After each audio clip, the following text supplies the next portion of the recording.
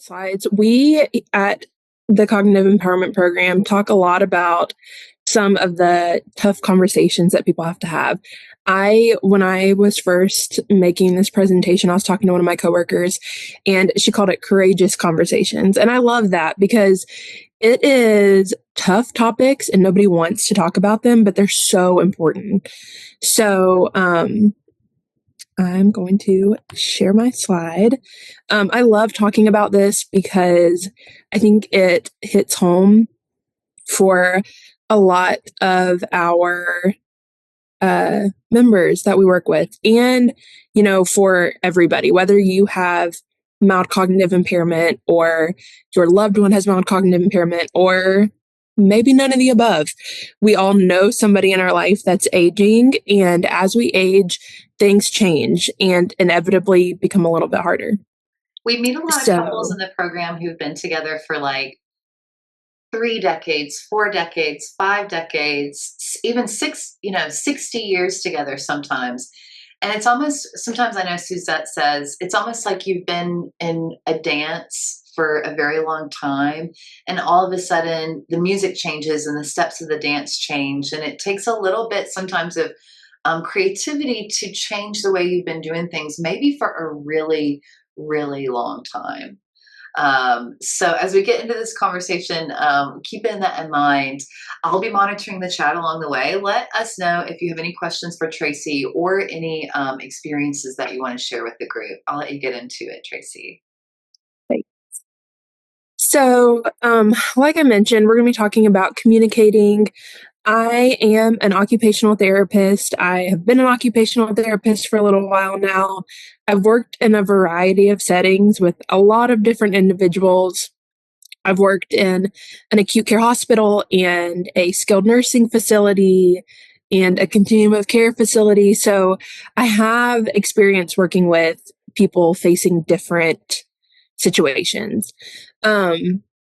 So I've had a lot of conversations about the tough topics, and that is where we're going to dive in today. So some of the most frequent conversations, some of the hardest conversations tend to be around driving and how that inevitably changes as we age, around repetitive stories and what to do when their loved one is telling them the same thing over and over again, or maybe is experiencing things differently than they are, and how to talk about that or how to bring it up. Scams. I know if you are a human and have any amount of electronics that you have at least seen the scams that come across our devices. They're everywhere and they're just getting scarier. So we'll talk a little bit about that.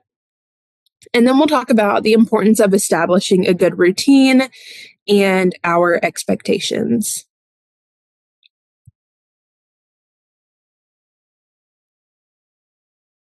So when I was making this presentation, I was looking at research, and this quote is just kind of funny because it's really dramatic and scientific. But this was a study that was published in 2022 that looked at effective communication, especially with our loved ones as they age. And their conclusion to this whole research study was that a person-centered orientation based on getting to know the participant and developing a bidirectional exchange formed the fundamental context for effective communication. So all of that to say, focusing on the person and getting to know them is what's important when it comes to communication. Some of the things that they suggested we focus on are being flexible and adaptable, being compassionate, and keeping the conversation personalized. And if you're like me, you're like, duh, that's how I talk to people. And I think that that's kind of the point. There's no novel equation that we can give you on how to talk to your loved ones, unfortunately. But I do think that when we're talking to our loved ones, we maybe let our guard down a little bit and don't show as much grace to our loved ones as we would a stranger on the street. So I want to encourage you as we go through this to not think of this as like a the conversation, but to think of it as something that you can put at the forefront of your brain as you're dealing with your loved ones. Again, sometimes we get a little more comfortable, and my husband, who is eating popcorn next to me in the evenings, drives me nuts. And I am like, why are you eating like that? When I would never say that to somebody. I don't show him as much grace as I do everyone else that I interact with. So, we're going to dive in. We're going to talk about some specifics, but I want to encourage you to just think of the conversations that you have as a flexible conversation, adaptable to whatever the situation is, bringing out the more compassionate side of you, maybe a side that you would use with others and not with the people that you're most comfortable with, and then a personalized case, which, as Megan mentioned, looks different. Keeping a conversation personalized and relevant has changed. You have someone that you loved, maybe you're a caregiver, maybe you're a person with MCI, maybe you're, just here for the chat. We have to think about what personalized conversations mean. And a lot of times it means reframing our expectations. If someone that we know and love has a new diagnosis of mild cognitive impairment or Alzheimer's disease or a stroke or Parkinson's, whatever it may be, things are going to look different. It's not going to be the same person, the same conversations that we've had for the last 10 or 20 or 30 years. And we have to take the responsibility of recognizing that. I think a lot of frustration and pain points come from us as humans. We think, I have called my mom every day for the last 40 years of my life, and she's given me the best advice, or she's tracked the conversation and listened to me rant about my day, and now she's not doing that in the same way that she used to. Or my husband used to be so attentive and, always think of things first to meet my needs before I ever needed him to. And we have to realize that a cognitive diagnosis changes that. It changes the way that we communicate. It changes the way that we think about things. It changes the way that we show up. And there are some workarounds, but I think reframing what we expect from ourselves as somebody with MCI or from our loved ones that have MCI can really, really go a long way.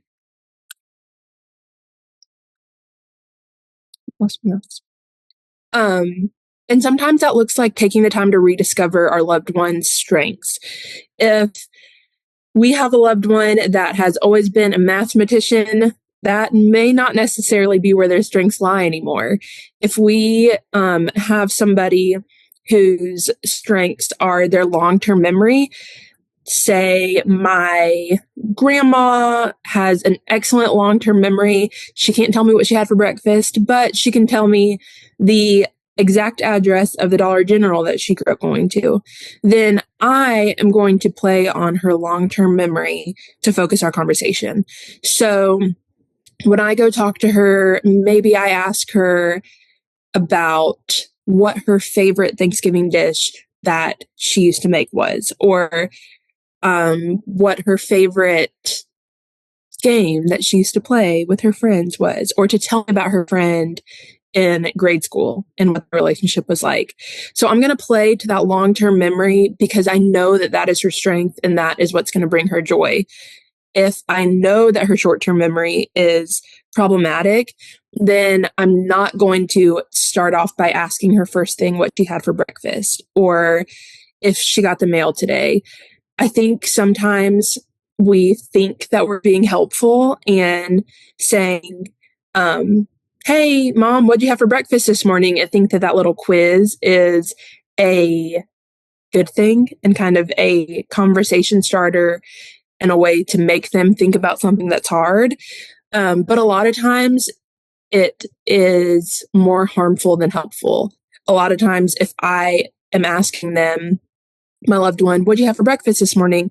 And they don't remember, then either A, it's going to be non-productive and they're just going to make something up, or B, it's going to become a point of contention because I don't know, and you're pointing out my weaknesses. So really rediscovering what our loved one's strengths are, what our own strengths are, and playing those up in conversation. If I am someone with mild cognitive impairment and I know that my short-term memory is problematic, then I can work around that as well by keeping the conversation away from those things and really playing up my strengths and talking about, you know, whatever it may be, my project that I worked on for 20 years in my career, or my Mustang that I drove and was really proud of, or whatever it might be. If humor is our loved one's strengths, I think this is another really common one that is sometimes a point of contention for family members because they get frustrated and are like, why are you making so many jokes? And I think that we can, again, show a little bit more grace and just go along with it. If that's their strength, is in humor and making jokes as long as they're socially appropriate, then just letting them have that and laughing with them rather than trying to correct them and redirect them and say, why are you making jokes all the time? We can play to those strengths and just keep the conversation going. Music is another big one. If music is a strength, you know that you can play that one Beatles song and put a smile on their face at any moment, then do that. Find out what they love and what will bring them joy and use those strengths. Baking, again, is another one. Maybe your mom or your loved one isn't baking as much anymore because it became hard. But you can still include them in the conversation. Call her and ask her how she used to make that delicious apple bread and have her walk you through it. Maybe it's correct, maybe it's not, but you're still talking about that and bringing up the good experience and recognizing that that that's a strength of hers.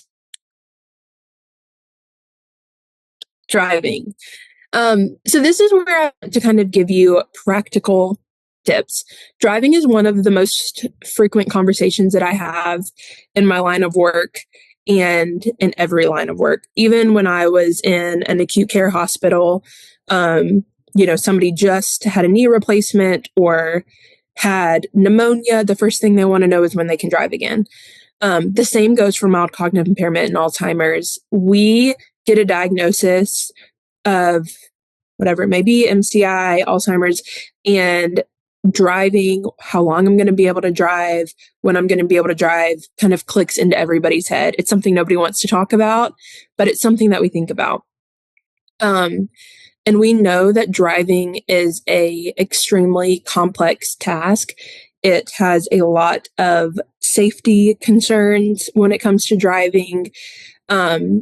So I want you to picture you are a passenger and your loved one is driving and you're headed up 85 and you get to Spaghetti Junction and y'all are talking and this crazy car cuts you off and you end up in Gwinnett County because you missed the turn that you were supposed to take.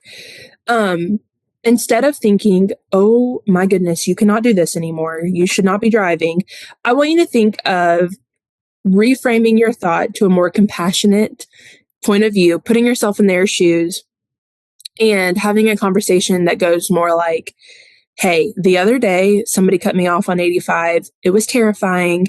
People are maniacs. Honey, neither of us are as quick as we used to be.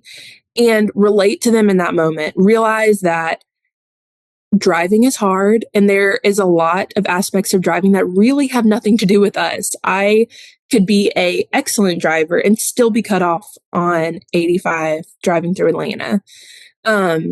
So sitting down and really problem solving together and thinking about, okay, I know that this is hard. We know that there are maniacs on the road nowadays. How can we set ourselves, myself included, up for success so that we are staying safe and working through this problem.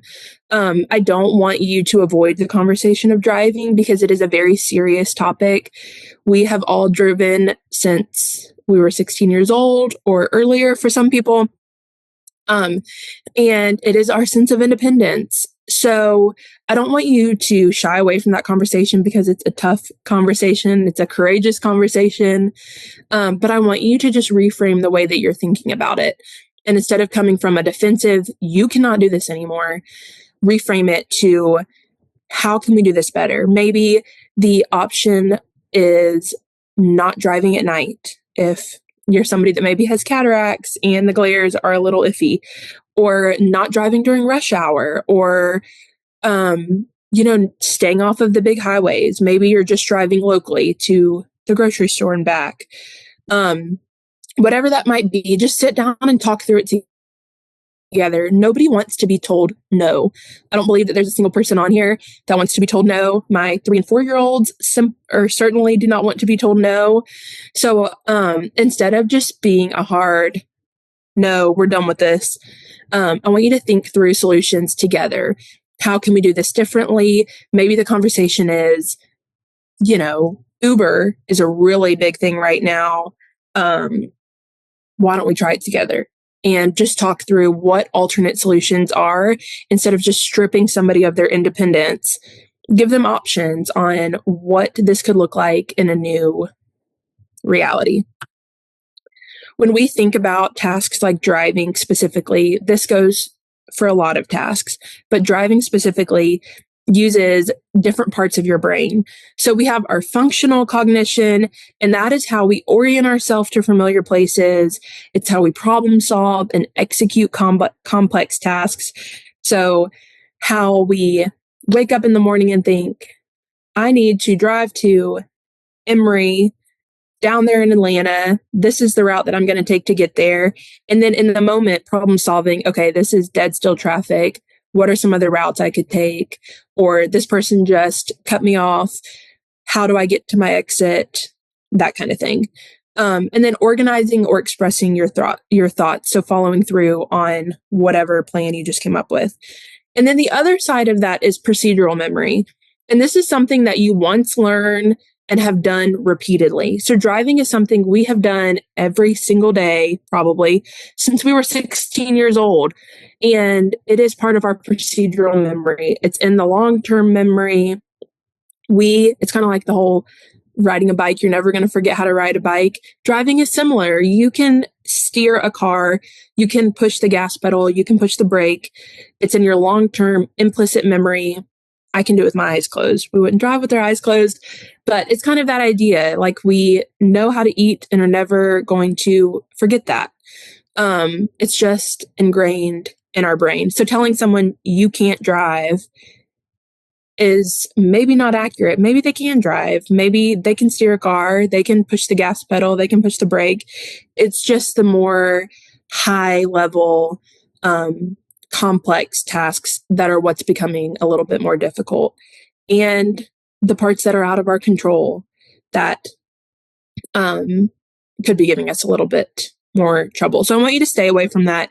You can't do that anymore, and turn it into a conversation. Repetitive stories. This is another big topic that I have talked to patients and loved ones about. It's something that we have dealt with in my family here. And I think people struggle with, should I stop them from telling me this story again? Should I let them know that they've already told this? Or how should I handle it? So I want you to think, when you walk in and your loved one is telling you the same story for the 100th time, instead of saying, yeah, you told me that, just let them tell you. Let them tell you more about it. This, again, is going to take another reframing of kind of our thought process. But I want you to think about how much they're engaging in the conversation, no matter what that conversation is, even if you've heard it for the 100th time. In the big scheme of things, is it hurting anything? No. There's a lot of research on reminiscing and what it means to just reminisce on positive experiences. And it's shown to increase social connectedness, reduce cortisol levels, improve overall quality of life, and decrease depression. So not only are you sitting there hearing this exact same story for the 100th time, but you're also letting them process it for the 100th time. You're showing them that you're there and you're connected and you're engaged and you value what they have to say. No matter what it is, you value it. And then you're also letting them have the experience of reminiscing. So reducing their cortisol levels, improving their overall quality of life, letting them think about a happy memory and share it with you, and maybe decreasing depression symptoms. There is an occupational therapist named Teepa Snow. Her name is right here on the screen, Teepasnow. She has created this positive approach to care model framework that is really, really incredible. She has a lot of good resources on YouTube, free resources on YouTube. She's also the guest of a lot of podcasts. So if you just type her name in, she has a whole website. If you just type her name in, go watch some of her stuff. It's really, really good. But she has this quote that says, "It's the relationship that is most crucial, not the outcome of any one encounter." And that is what I want us to take away from this whole conversation. Communication or communicating effectively is not always about getting your point across. It's not always about drilling in whatever the idea that you have in your head is. Sometimes it's just about connecting and building that relationship and showing that person that you're there and you are here to listen and here to take their account in or take their perspective into account. I think a lot of times we get questions about like agitation or, my loved one is getting angry with me. And I think sometimes that stems from them feeling like they're not being heard. We have a loved one in our family near and dear. And a lot of times it, again, is us reframing how we're thinking about it. It's not the fact that my loved one is getting mad at me. It's the fact that she's not feeling heard. Her needs are not getting met. And there's a better approach to it. So I want you to think about that, building the relationship, not the outcome of a single encounter. Okay. And then scams and safety. This is a big topic, again, that we talk about at the Cognitive Empowerment Program.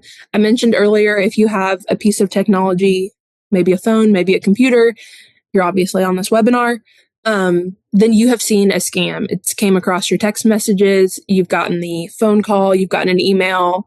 Some of them are more obvious than others, but they are everywhere and they're becoming a lot more tricky. So if you have a loved one that has been the victim of a scam, then a conversation that you could have around that would, instead of saying, "How could you do that?" or "How could you have fallen for that?" a more approachable conversation, a more compassionate framed conversation would be, "Scams can be so realistic. What can we be looking for so this doesn't happen again?" Scammers nowadays tend to really, really drill home older adults. They love the older adult population. They know that older adults are set up well. They know that they are more trusting than most people. So they target older adults. But my family has had instances where scams were very real. We were calling to cancel our cable when we moved and called the number on Google, and my husband went through like half the conversation before he realized that he was not actually talking to somebody at Xfinity. So scams should never be a blame game. Anybody that is a part of a scam is a victim of a scam. And so reframing that conversation, rather than putting the blame on them, reframe it to, how can we prevent this in the future?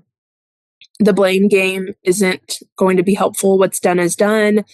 And playing that game is just going to cause more frustration. So setting yourself up for success and preparing for what's next is the only option. They've gotten more advanced in their attacks. And so sitting down together and writing out some things that you can be looking for. Everyone knows and loves the car warranty scam. We have probably all seen the Amazon or USPS scams that want you to click a link to come get your package, or click here to win an iPad. You've been chosen. So sit down together and brainstorm what scams look like. What are some things that you can look for? How can we avoid them? All of that.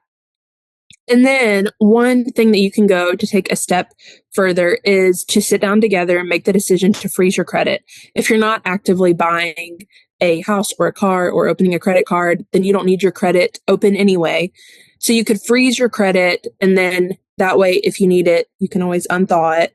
But sit down together and talk about those conversations and talk about how you can work together to protect yourself. Make sure that you have good passwords. I think right now the recommendation is like 16 to 20 characters, which is a lot. And memorizing passwords is a whole nother topic of conversation. But just sitting down and planning and problem solving together how we can protect ourselves in the future. And then the last thing that you can do to help with communication is to establish a good routine. Having a routine can help ease frustration for everybody. If we know what we can expect in our day, then we're going to be better set up for success.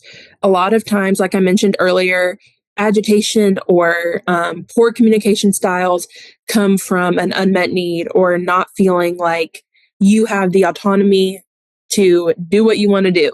So establishing a good routine, writing down appointments on a wall calendar or a paper calendar or whatever it might be on a little thing on your fridge so that everybody knows exactly what to expect for the day can really go a long way.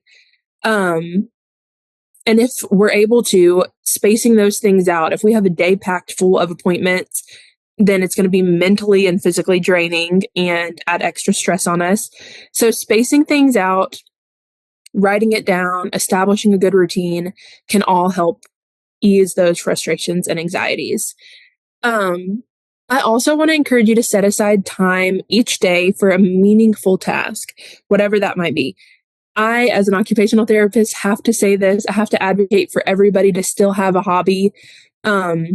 If you are running around and doing all of the things that you have to do, checking off the boxes, and you're not taking time to do something that brings you purpose and meaning, then of course you're going to be frustrated. Of course you're going to be on edge all the time.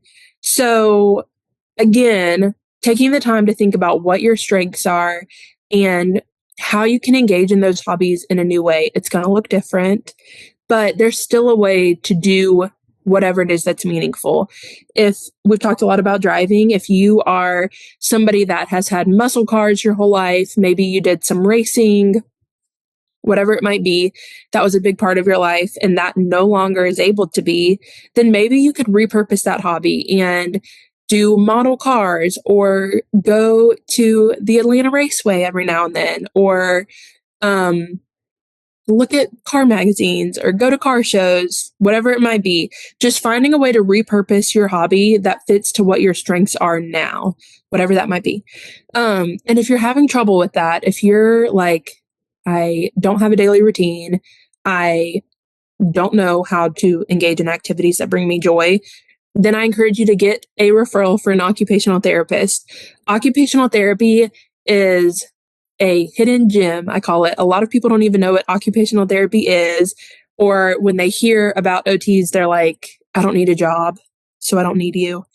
But our goal is really to keep you engaged in whatever it is that is meaningful to you for as long as you can, despite changing circumstances, whether that's physically or cognitively or just general aging. Our goal is to keep the people that we work with engaged in whatever is most meaningful, whatever brings them joy. So ask your primary care physician for a referral to an occupational therapist and work with them. I encourage you to do it if you're having trouble in that area. And then the last thing I want to encourage you to do is not rush or overcomplicate tasks. I think in our society, everything is so hustle and bustle and get it as many things done in a day as you can. And I encourage you to take the time to slow down. There are stages of life where you cannot slow down. Maybe you're working and you have kids and you have 100 responsibilities and you can't slow down, and it's a phase of life. But there are phases of life that are intended to be slowed down. We can't live forever in high speed. We have to take the time to slow down, take our time, and not overcomplicate things. If we have 100 appointments and family to see and responsibilities at our church or organization or whatever it might be, then we may be overdoing ourselves. So, taking the time to look at A, how you can simplify things, and B, what things you can maybe do without is a really good option and a way that you can help ease frustration. So, our key takeaways are first, to stay positive. Whenever we're communicating with anybody, the energy that we're giving is the energy that we're going to receive back. So if we, again, are maybe dealing with people that we're a little bit more comfortable with and we're snappy because we just sat in rush hour and are frustrated, then that is the energy we're going to get back. They're going to be snappy and frustrated back. So staying positive, trying to give grace to those that we love, and managing our expectations. And then we want to emphasize strengths. So again, I encourage you to take the time to sit down together and really get to know each other. Maybe get to know yourself. Maybe you are somebody that was recently diagnosed and you haven't even had a chance to process the diagnosis, let alone think about how your life is going to change. I encourage you to sit down by yourself or with your loved ones and think about what your strengths are or what you want them to be. Maybe it's something that you want to work on. But play on your strengths, not your weaknesses. Don't perseverate on your weaknesses. And then problem solve together and offer solutions. Again, nobody likes to be told no. Nobody likes to have things taken from them. Life inevitably changes as we age, and especially with a cognitive diagnosis. So I encourage you to sit down, problem solve together, understand how life is going to look different, and then come up with solutions. Nothing is a no, never answer. It's just not how life works. We live in the 21st century and there are options. So sit down, problem solve together, do your research. And if it feels overwhelming, then ask for help. There are a lot of free resources out there on YouTube, on podcasts. So do some research. If you're struggling, then ask your primary care physician for a referral. Ask for a referral to an occupational therapist or whatever it might be, physical therapist, if balance is your issue. But just ask for help, advocate for yourself, and find solutions. Life will look different, but it doesn't have to change and be doom and gloom. You just have to do things a little differently. And then I want our final takeaway, maybe the title of the talk should have been connection over correction. I think so often, because we have lived our life in this hustle and bustle world, we think everything has to be right and we have to be right. And so if somebody says things incorrectly or does things wrong, or, is sitting there thinking, today's Wednesday, sometimes that matters, but sometimes it doesn't. So emphasizing our connection with our loved ones and making sure that our primary focus is on that relationship rather than being right or correcting them constantly is really important and really vital for communicating. That is all that I have for you guys. I know that there were a lot of heavy topics in this talk. I hope that I was able to lighten some of them and reassure you that you're not alone in this. A lot of the problems that we face a lot of other people are facing. We just don't realize it because it's things that nobody likes to talk about. So we here at CEP are here to support you, and you all are building a community around you. So I encourage you to have the tough conversations, be compassionate, and connect with your loved ones.